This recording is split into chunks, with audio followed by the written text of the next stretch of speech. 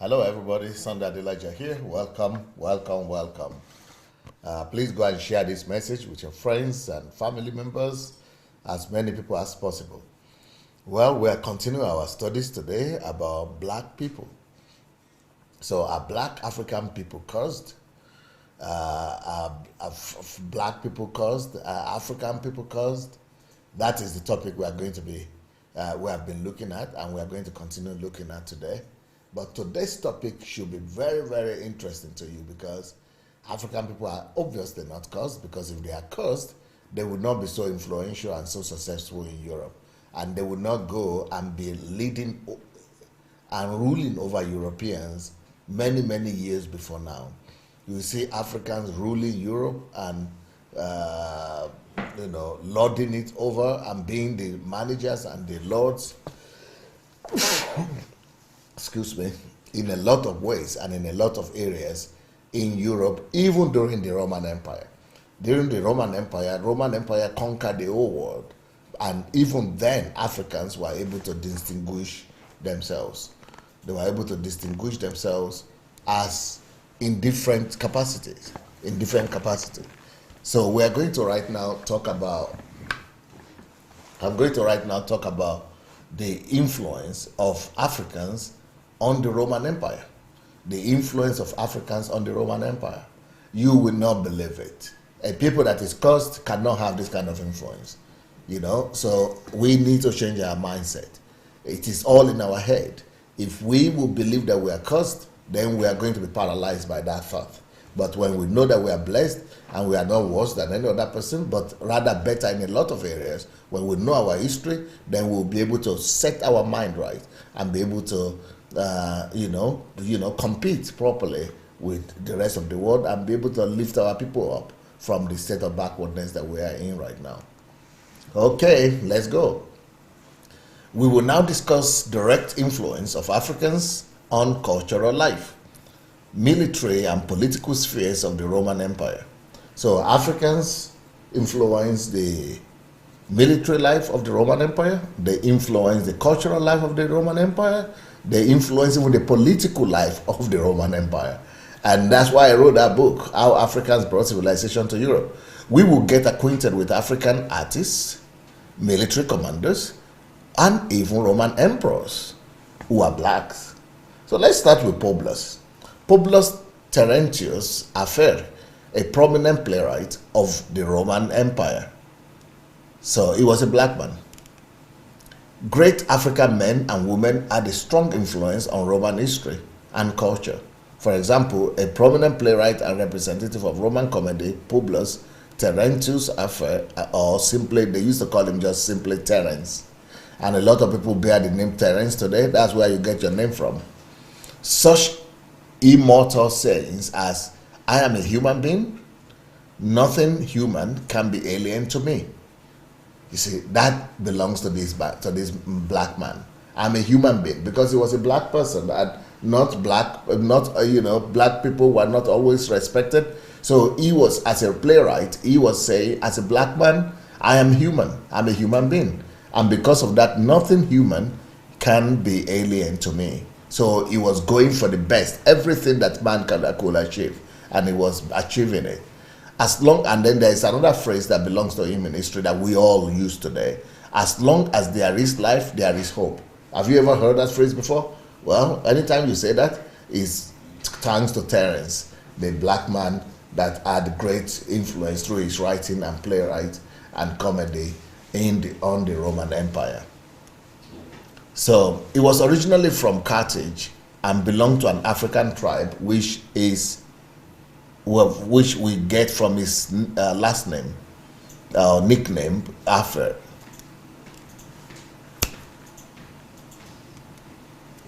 After somehow getting to Rome, Terence was a slave to Senator Terentius Lucanus, and at that time slaves were not just white people, black people, but white people were slaves too, because Roman Empire conquered land, and the land that they conquer, they enslaved the people there.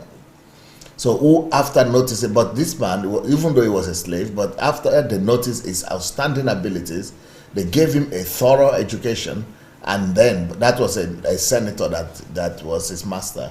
And then they gave him his freedom because he was so smart. Terence's talents opened him a way to the highest circles of Roman society. So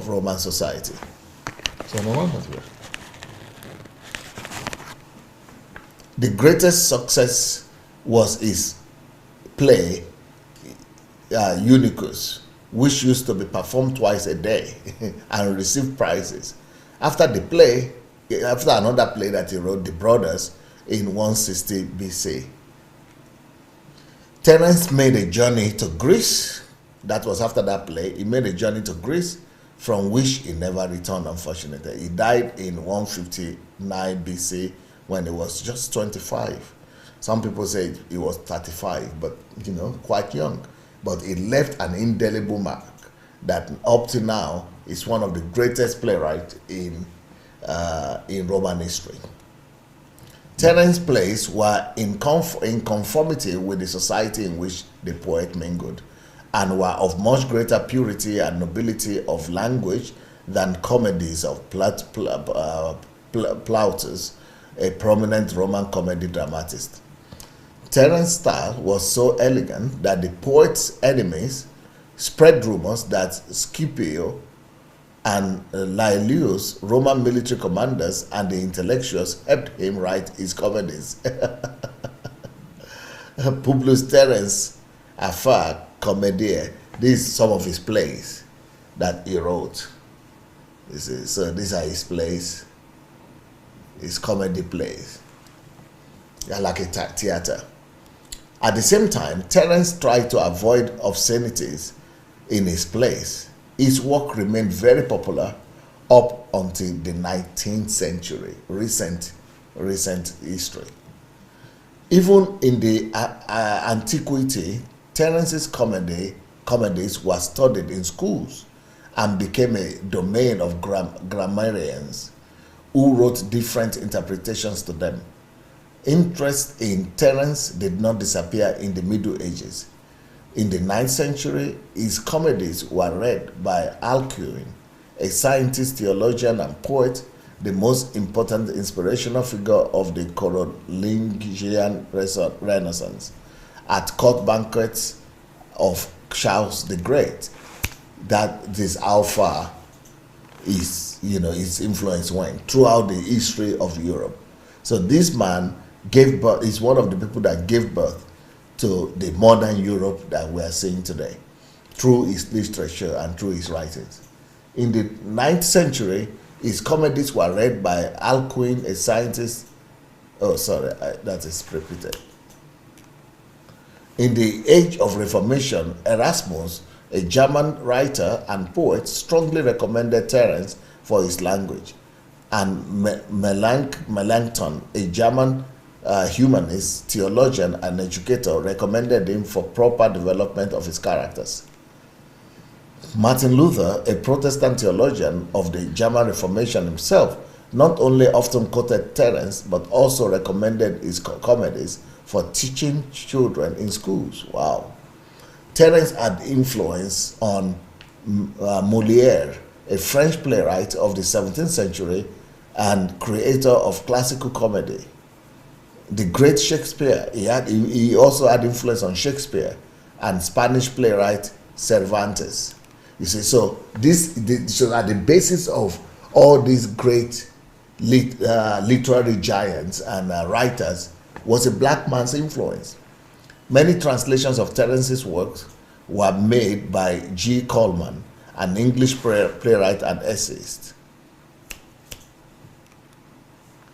Danish artist Nikolai Abildgaard painted a series of large-size paintings illustrating Terence's play Andrea, and a 3-time Pulitzer Prize winner, American writer Thornton Wilder wrote his novel The Woman of Andros based on the same play. And that's a paint over there, you see. The black man in the mist. In Russia, Archbishop Theophan Prokopovich, a primary member of the Russian Orthodox Church Synod, statesman, writer, and collaborator of Peter the Great, when teaching in the Kiev Academy, told Russian Messieurs Molières, those who want to write comedy should imitate Terence. And most of them don't know that Terence is a black man. And all of them, all over Europe, the comedy, any comedy you see today, people writing comedy today is thanks to Terence. And that man is a black man. Influence from England to France to Germany to Russia, all over Europe. So European literature is as a result of the work of Terence, the black man. In antiquity, Julius Caesar and Cicero praised his plays. Horace, Persius, and Tacitus were closely acquainted with Terence. Just imagine how many outstanding achievements this African made in such a short life. And he died only at 35 maximum. Some people say he died at 25. Some 350 years later, another distinguished African lived, Lucius Apuleius, a Roman writer and poet, Platonist, philosopher, orator, author of a famous novel, Metamorphosis, The Golden Ass. I'm sure most people know that word, Metamorphosis, The Golden Ass. Well, it's a black man that wrote it. It's Lucius. I'm sure many people have come across Lucius as well, Apuleius. He was born in Madaurus, the territory of present-day Algeria, North Africa. Blessed Augustine, who himself studied in Madaurus, mentions, that is the Holy Augustine, or Saint Augustine, who himself studied in Madaurus, mentions Apuleius in his work, The City of God, and certain letters, calling him an African, the most famous of our Africans. Alexander Pushkin, when a Lyceum lad, I flourished and roamed his gardens at my ease. On Apuleius' gladly nourished white Cicero could scarcely place. Yevgeny Onegin, they call it in Russian, or in English, Eugene Onegin, chapter 8. So Alexander Pushkin was writing about about Lucius, you see, and all of them were influenced by this black man. Wow.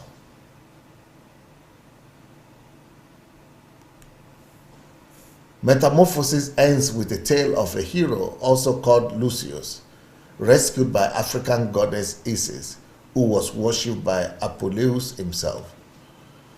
Okay, now we are finished with the greatest literary giant of African descent. Let's go to the greatest African warlord in Europe and in Roman Empire. Hannibal Barca is the name, that's his name, Hannibal Barca. Now, Hannibal Barca is the African father of military strategy, one of the greatest Roman generals of all time. But let's talk about him. Hannibal Barca, Romans called Northwestern Africa, Mauritania, and its inhabitants Moors. So Mauritania, I'm sure most people know Mauritania today. There is a country like that called Mauritania. These are black people. If you go there, you still see them up to today. They are black-skinned people. It's in Africa, around Mali. So all those areas is Mauritania, Mali, Guinea, and all those areas. They are the people they call Moors. Based on Greek and Roman sources, Professor Frank Martin Snowden of Harvard University noted that Moors were described as black and burnt. Oh yeah, that's Mauritania today. That's how Mauritania looks today. How Mauritanians look. And if you see the map, can you see Mali? Okay, you see the yellow, the orange color? That is Mauritania right there. Okay, Mali, Mauritania, Algeria. So all that area, that is where those people who lived there went and conquered Europe and ruled over Europe for, is it 700 years? Roman playwright Plautus insisted that the word Moor was synonymous with the word Negro. A more detailed review of Moors will be carried out in the next teaching. For the first time, we see reference to Moorish warriors during the military conflicts between Rome and Carthage. And Carthage is also in Africa in the modern day Algeria. They are also mentioned during the expedition of Sicily in 406 before Christ, during the Carthage uprising of Hanno the Great, about 350 years before Christ, and the Roman invasion of Africa in 256 years before Christ. In addition, Roman historian Titus Livius refers to them in his description of the Second Punic War. During a long, bitter, and desperate struggle for independence and control over the Western Mediterranean, Carthaginians engaged the Moor armies in all their military campaigns. That is the way they looked.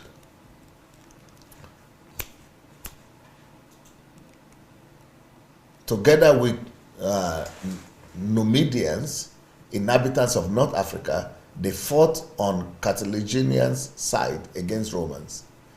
These fearsome Mauritanian warriors gave a lot of help to Carthaginians, especially to African general Hannibal Barca, a Carthaginian military commander. Some 6,000 Moors were under his command, and only when they were already unavailable, he suffered his only defeat. That is Hannibal there. Became commander-in-chief of the Carthaginian army at 26 years old. Hannibal made a significant contribution to the development of martial arts. Hannibal's strategy is characterized by the following elements: ability to properly assess the military and political situation and to exploit tensions in the enemy's camp, taking care of the rear of the army, ensuring sustainability and communications and supply bases, a careful organization of intelligence and extensive research of the battlefield and theater of war, a detailed preparation and procurement of prolonged passages of troops. That is the Hannibal Barca. The main force of the army Hannibal considered to be troops on the ground, whose main strength was cavalry. Hannibal's tactics have the following characteristics: good knowledge of the enemy and ability to use the, I think we did this. Is it the same?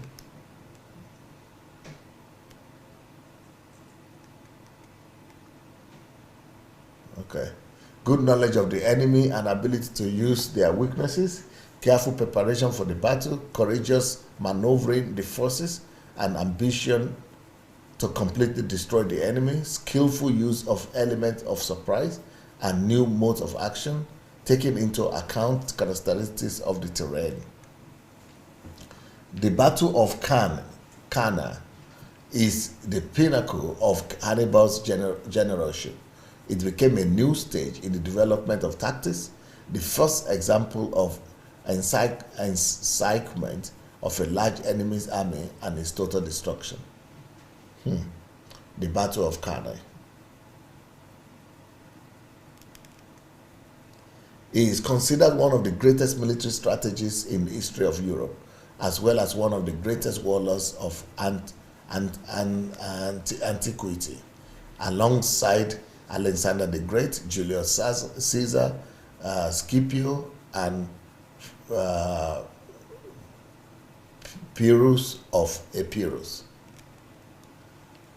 The military historian Theodore Aurot Dodge named Hannibal the father of strategy. Wow. because his enemies, Romans, had borrowed a number of strategic elements from him. That's Hannibal Barca there. Such an assessment created for him a strong reputation in the modern world, and he is considered a great strategist alongside Napoleon Bonaparte. Okay? The Jugurthine War was initiated by nationalist fervency of another North African patriot, Jugurtha. Conducting ruthless partisan war, he became a formidable adversary to his enemies, inflicting embarrassing defeats on the Roman legions. Archaeologist Graham Webster writes that Jugurtha's battles showed the value of nimble Mauritanian riders, who therefore were later used by Emperor Trajanus against the Dacians. Romans were not white because a lot of Romans were people of color. You see the way they looked. Yeah, so those are some of the great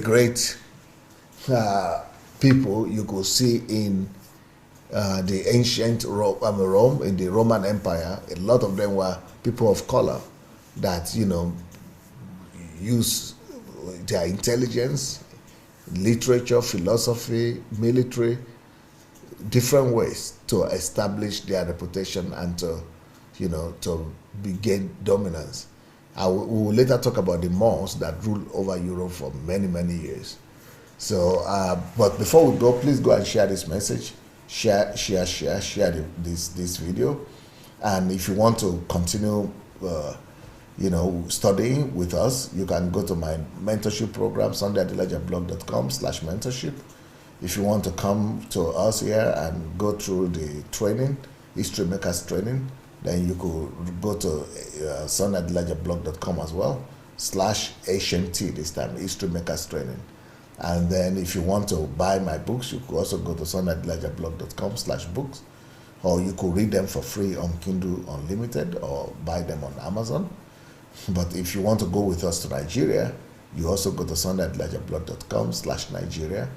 And yeah, so but we are going to show you a video today, after which we will, you know, you'll be able to get a better understanding of what we just spoke about, the influence of Hannibal and others over the Roman Empire.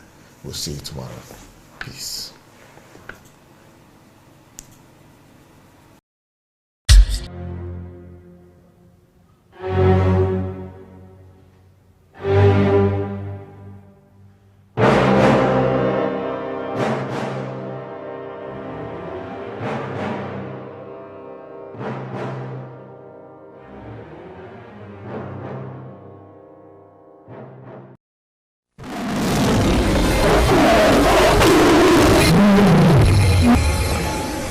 Hannibal Barca was a very well-renowned man.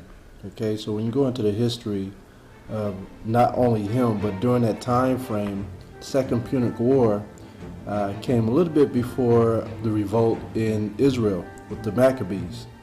Okay, the Maccabees revolt started around in 166 BC. If you go into First Maccabees in the King James Apocrypha, there's a historic evidence of an Israelite revolt, and it was against the Edomite Caucasian European nation, okay, and that was called the Greeks.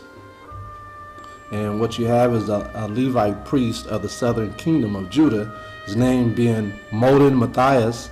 He was a Hasmonean that sparked this revolt. He sparked the revolt against the Seleucid Empire, right, which came from the foundation of Alexander the Greek. Okay, and he did this by refusing to worship the Greek gods. This is what the Maccabees brothers did. They also didn't want to give up their heritage. Now, a lot of the history books fail to mention that part of why the Maccabees revolted. They didn't want to give up their heritage. That part is taken out of the history books. They just said they didn't want to keep or follow the Greek gods. So when he dies, his son Judas Maccabees, he takes over as the general or the captain of the army. And he was known for bringing guerrilla warfare tactics to restore the kingdom of Judah. So all the men who followed the laws in the city of Jerusalem or the southern kingdom of Judah, They were the ones who were going out there fighting. Okay? They revolted and won for a little while, but the Greeks eventually overcame them following Lysimachus. Lysias took over the agreement of Seleucid. So the Romans came not too much farther after that. So when you look at the history of Southern Kingdom, you also have to look at the history surrounding, or the external history of the things that was going on around them as well. At the time of the Maccabees revolt in 166 BC, the Greeks were already occupied with the first phase of the Roman Republic in 168 BC. They were already battling. They were battling, and they called it the Battle of the Pydna, Pydna. Okay, this is where the Romans overpowered in manpower their cousins, the Greeks. It was an easier shift of power. Okay, because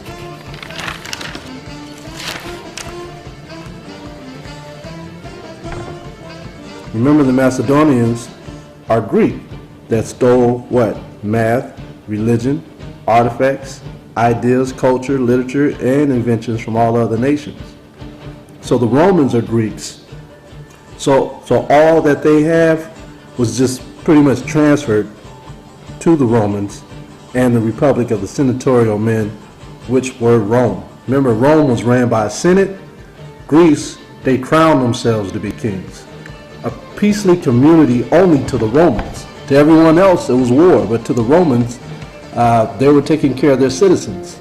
They were taking care of their farmers, their people who lived within the society, where the Greeks didn't care. Come and get them! It was all about exports and imports with the Romans. They were trying to get food to come in and out to feed their people or the civilian population. Okay, so they care for their civilians or their citizens. Okay, so let's go to Carthage.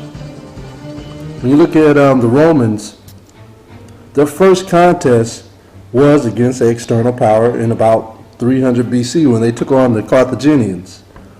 All right, these people were originally Phoenicians. A lot of brothers don't know that. They were originally Phoenicians from the Middle East.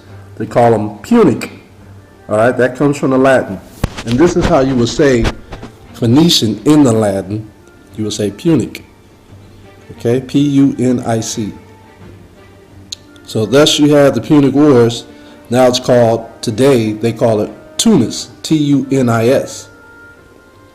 So it was a seaborne trading empire. This is what it was known for in the old days, in the ancient times. The first Punic War, which began, if you look up Hannibal Barca, this is how he became a general. When his father died, some say he was drowned by his own men. But his father died, and Hannibal remembered the words of his father saying, those Romans are wicked men. He says, never let them get the upper hand. He says, take the war to them. And so this is what Hannibal Barca did. So at 26, Hannibal brought the second Punic War to Rome. Okay? Now the first Punic War, when that happened, remember what I said, that Carthage was known as a city of ships, warships, and they had an army of ships. So they already had ports at Sicily. They had ports in various places in that Mediterranean Sea. All right, in the Great Sea, they already had many places that they had their ports. The Romans knew if they could conquer the Carthaginians, then they would conquer more territory and possibly take over that territory. Okay, so what they would do is they created ships to ram the ships of the Carthaginians. They created ramming devices. And so they didn't win that first one, but they made the Carthaginians think. This is why Hannibal did what he did. So when you look at Hannibal, the Second Punic War, which began around 220 BC to 218 BC. When Hannibal scoured over the mountains with the elephants, that was a sneak attack. And so when he encountered the Romans, he took out about 3 legions of Roman armies. This is what people don't realize. He was making his way from the north part of Rome working his way down into the midst of the city. That's where he was trying to get to. So he brought the Romans pretty much to their knees. All right, and the people of Rome thought anyone that attacked them was evil. Don't that sound familiar? Sounds familiar, right? So when Hannibal was en route to the heart of Rome, when he was about a week's march away, the Romans still would not seek a treaty. That's how stubborn they were. Very prideful people. Okay, when you look at Rome, they had never been attacked. They had like 70 years of peace, when no one has attacked them, but they were attacking everybody else. Okay, we have to understand how our enemies think. They thought the same way then, and they think the same way now. And the Romans would rather die fighting than make a treaty. So Hannibal's allies against Rome, he had also allies. See, just like the Maccabees brothers. When you see the Maccabees, they made allies with various other nations too to defeat the Greeks. Even the Romans, that was in the baby stages of the Romans. They didn't really know them, but they made an alliance with them, and it backfired. Okay, when you read Second Maccabees, it backfired. And so they started trying to push even the Romans out. And when you read the book of Maccabees, First Maccabees, Second Maccabees, that is the introduction area for the Europeans coming into the Bible and taking over our land. Okay? And as I keep going through this video, I'll show you what I mean, because the people who were dwelling in Jerusalem, the southern kingdom, they were all dark people. They were Negroes. Okay? That word Negro has meaning. It's not what you think that it is here in America. That word Negro means Jew. Okay? Alright, so just to enlighten you, the Third Punic War was about 149 to 146 BC, and Hannibal was taken into captivity. He was a little older then, he was a lot older then. His wife was taken from him, she was raped, and Hannibal, he committed suicide while he was in captivity rather than let the Romans have way at them. All right. So the important thing is this. These Israelites who remained in Israel under the Maccabees, who were fighting the Greeks, were Negroes, ranging from light brown to dark brown, and all the other tribes who were there. Okay, they were all the 12 tribes of Israel. We were all there in one spot. So when we were scattered abroad, we had already been going to West Africa before 70 AD. We were already going there. All right, here's a map. Here's a map, and this is coming from this book. I'll show it to you. This is coming from the Bible Atlas. By, who is this by? David Barrett. Okay, so when you go into this book, you'll see this is Africa. There's Egypt. There's Israel. There's Arabian Desert. There's Syria. Alright, there's Asia. There's Macedonia. Alright, Italy. All the way down. So as you go down, look at Egypt. You got Cyrene. As you know, the man that helped Yahushua carry the cross was from Cyrene. That's in Africa. Alexandria is in Africa. Sahara Desert in Africa. Numidia is in Africa. Who's the famous writer who wrote about that?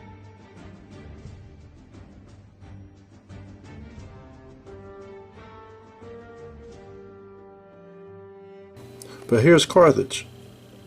Okay, this is where Hannibal dwelled. He was in Africa.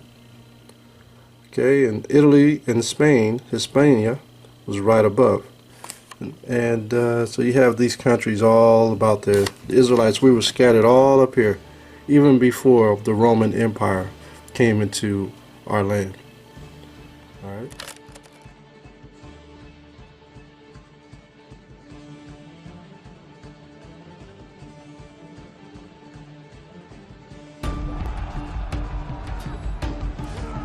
So to prove to you that we were in those lands, I'm going to go to the book of Josephus. Okay. New Complete Works of Josephus, Revised Expanded Edition. This is an old book that I got. You probably need to get a new one. If you go to book 14, it goes to show you how much I use it. Book 14, let's go to chapter 7. And let's go to section 115 and let's read. It says, there were 4 classes of men among those of Cyrene. We just read where Cyrene were. Alright? You guys didn't forget where that was. Here's Cyrene.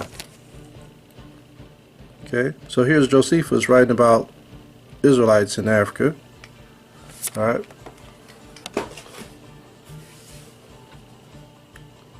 There were 4 classes of men among those of Cyrene, that of citizens, that of husbandmen, the third of strangers, and the fourth of Jews. Now these Jews are already gotten into all cities, and it is hard to find a place in the habitable earth that has not admitted this tribe of men, and is not possessed by them. And it has come to pass that Egypt and Cyrene, as having the same governors, and a great number of other nations imitate their way of living, and maintain great bodies of these Jews in a peculiar manner, can't talk today, and grew up to greater prosperity with them. They make use of the same laws with that nation also. So I was telling you, we were always in different cities in the West. Okay?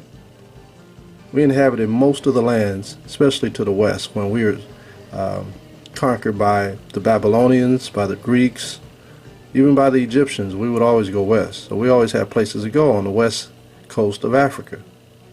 So this is proving what I'm saying, or what we've been saying all along, is true. So this is not some sacred sanctuary of idiots and nuts getting information from the internet in the Inquirer. Alright? These are valid resources. That the Israelites were black people.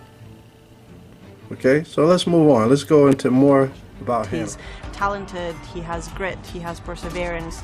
Hannibal is one of the few enemies Rome had that they actually respect and idolize, and that is a lot because of his tremendous achievement. He's got a famous father who's fought against the Romans, who nurtures him, in the words of some of the writers, as a lion cub raised for the destruction of Rome. Going to Babylon and Timbuktu, Rudolph R. Windsor. And I'm going to read at 108. I'm going to drop down to the second paragraph. It says, the population of Carthage was derived from Palestine, and its civilization was Hebraic in origin. Slaus is certain after much research that the language Hannibal spoke, and in which he directed his troops, was Hebrew. There is evidence that the Carthaginians possessed a high priesthood, and their ceremonies and sacrifice were similar to the rituals found in the book of Leviticus. According to some inscriptions, the Hebrew tribes of Asher and Zebulun were in Carthage from the foundation of the city. At the ruins of Carthage were excavated many inscriptions containing many Hebrew names such as Joab, Joas, and Joel. Alright, so this is where we were. We had brothers and sisters who was in West Africa who were from the tribes of Asher and Zebulun. As we read down, it says the city of Tunis is said to be neither Arab nor European. Tunis is a Jew. He said Jewish, but really he meant to say Israelite city. Nowhere else does the Jew feel at home as he does in Tunis. Slaus says, so beautiful, and indeed Tunis, the inheritor of Hebrew Carthage, is the eternal city of the Jews. For like the phoenix, the Jews have risen again and again out of the ashes of their destruction. After the sacking of the Carthage, the Jews were found again in Carthage under Roman domination. After the Byzantine persecutions, they fled into the desert.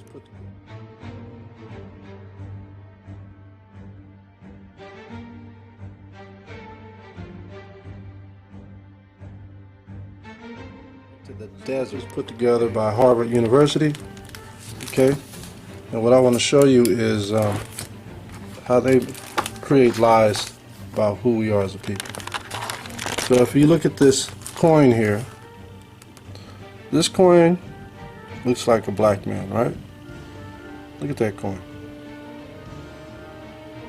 Looks like a black man. It is a black man. Look at the nose, look at the lips, look at the hair, look at the ears. Okay, I'm gonna drop down. Now this is the back of the coin. That's an elephant.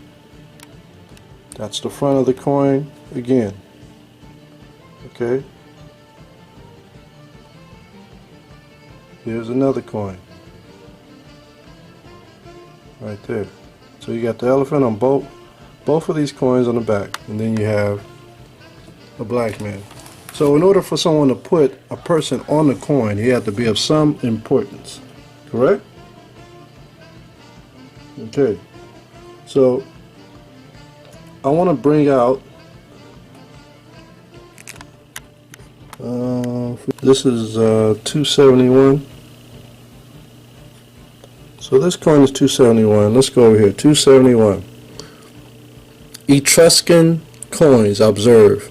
Head of a black Malhut. Reverse. Elephant. 3 century BC. Bronze. Diems. 1.8 and 1.9 cm. London, British Museum. So a Malhut is a person who rides a horse. That's what it's like, a rider. Okay. So it doesn't tell you who this person is. Okay. It's like they don't know. But they're telling you that this person is Ethiopian, right? So, you know, they never want to give the Negro precedent of who he really is. Look at this right here.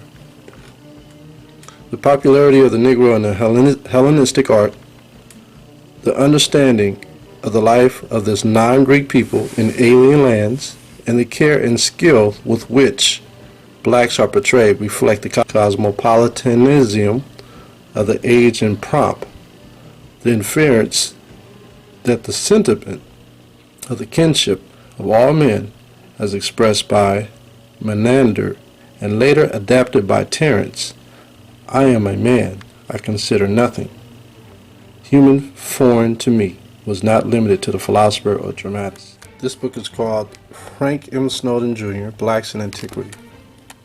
So we're going to go in here and we're going to find the same coin. Alright. This coin is the same coin that we just saw in the other book. Same coins, right? As we look on, let's read the verbiage down below. 41. It says bronze coinage from central Italy depicting some of Hannibal's Malhuts.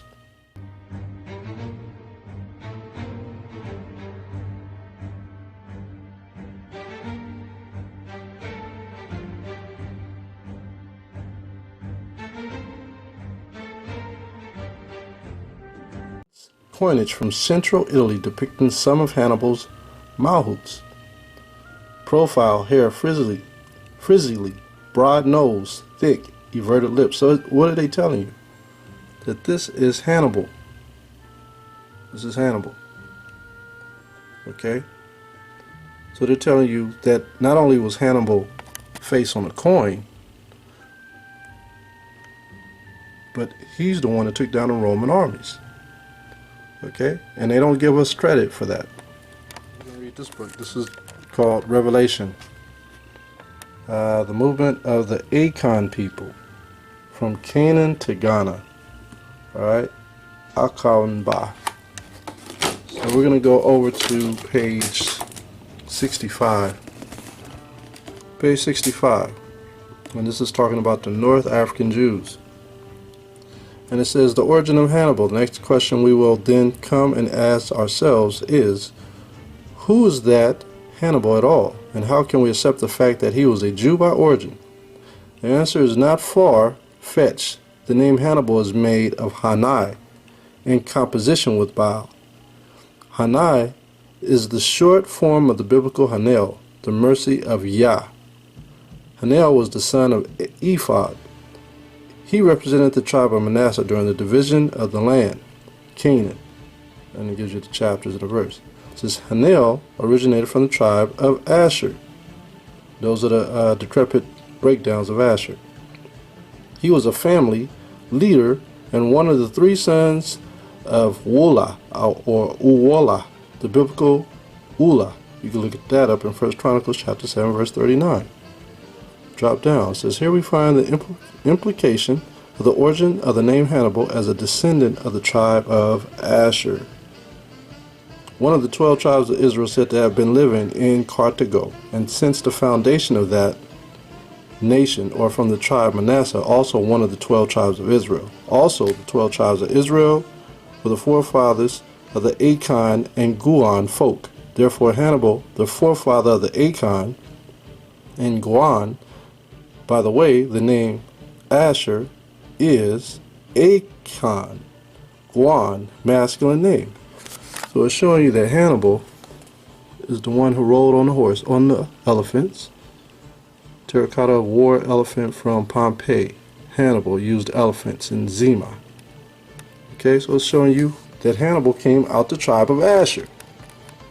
So if he came out the tribe of Asher, where were the Hebrew Israelites? Scattered to the four corners of the earth, but most of us, over 1 million Jews, fled where?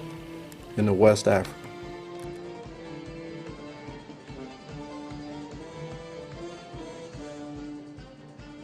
Empire that dominated the Mediterranean world for over 600 years.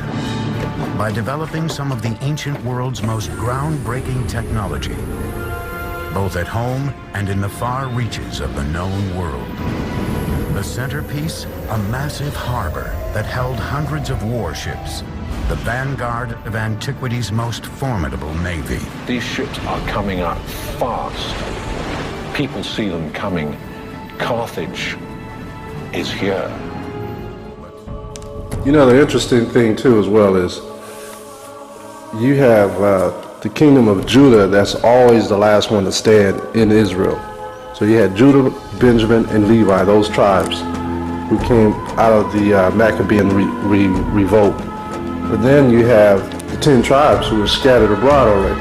Okay, you had those who were already in the Americas, and then you had those who were scattered, who were scattered throughout West Africa, and then you had those who were up in Europe. So it's interesting to look at this.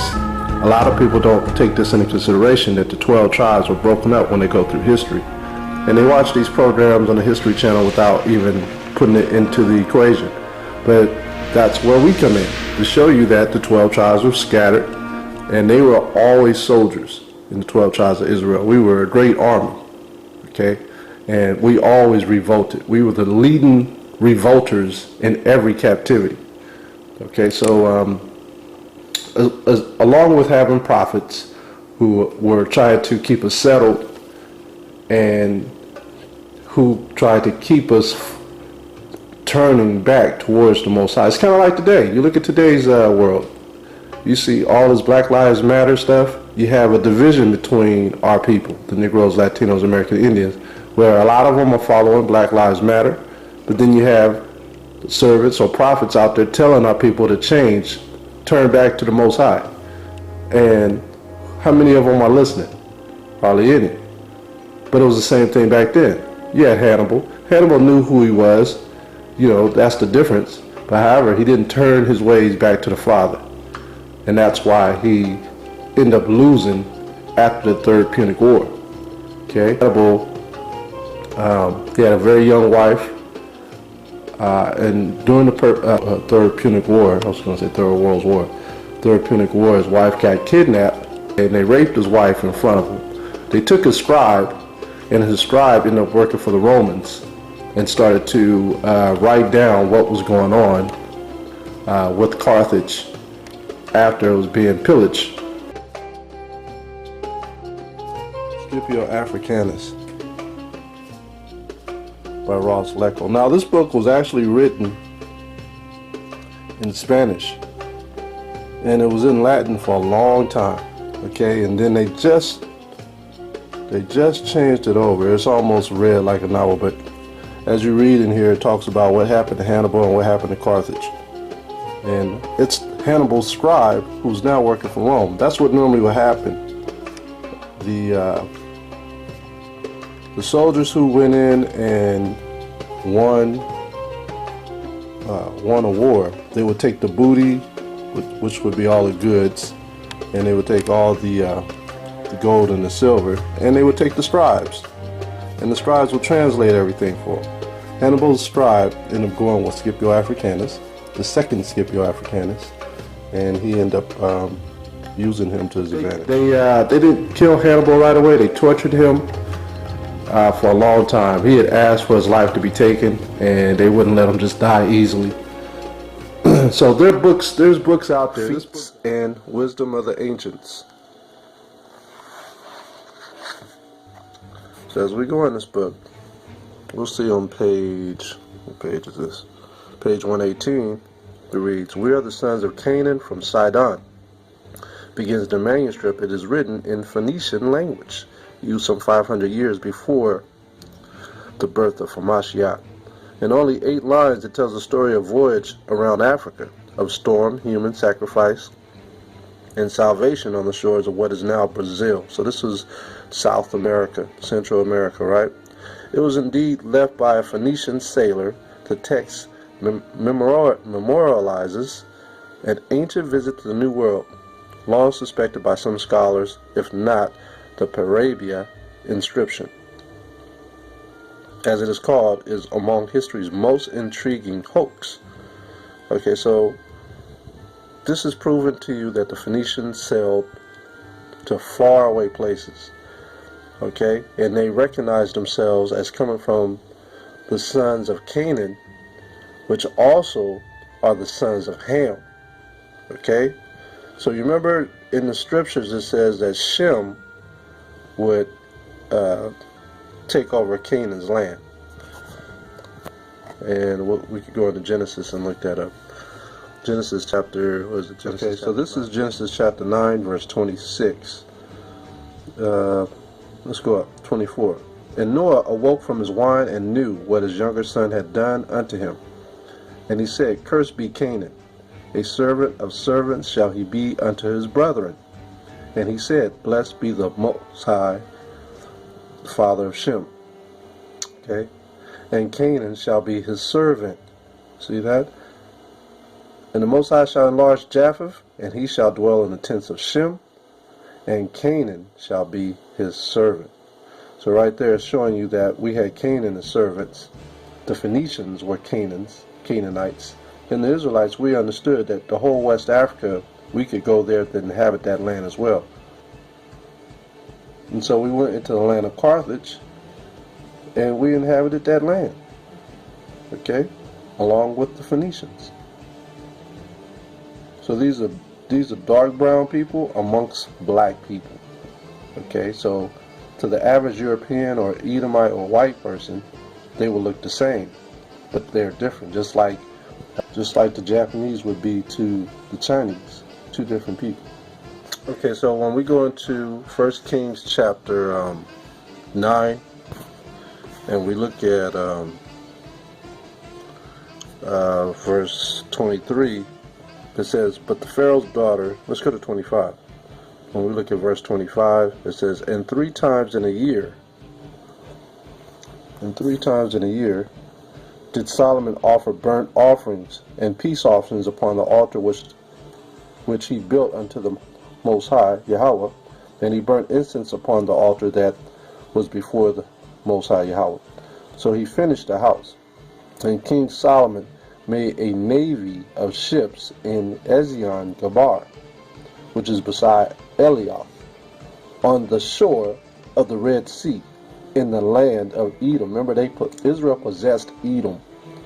They took over all of Edom's land. This is why Job was an Israelite. When we took over Edom's land and pushed them into Petra, this is how we were able to take that land. And this is why we start calling out names like Eleazar and all these different names. Okay, but that's another class. Verse 27. "And Hiram sent in the navy his servants, shipmen that had knowledge of the sea, with the servants of Solomon." So this is Hiram being a Canaanite. He's from the line of Ham, working with a Hebrew king, Solomon, king of Judah. And Solomon sent his servants, okay, which is probably Asher and Zebulun. Remember when Samuel spoke with the Most High, and then he talked to the priest of Israel. He said that all the children of Israel will be servants unto the king of Israel. Okay, verse 28. And they came to Ophir, and fetched from thence gold 420 talents, and brought it to the king Solomon. Let's skip over to chapter 10. So 3 times a year they went to these places. They went to the place called America. 3 times a year they went to the place called America. Alright, so let's go to 10 verse 22. For the king had at sea a navy of Tarshish with the navy of Haram. Once in 3 years came the navy of Tarshish, bringing gold and silver, ivory and apes and peacocks.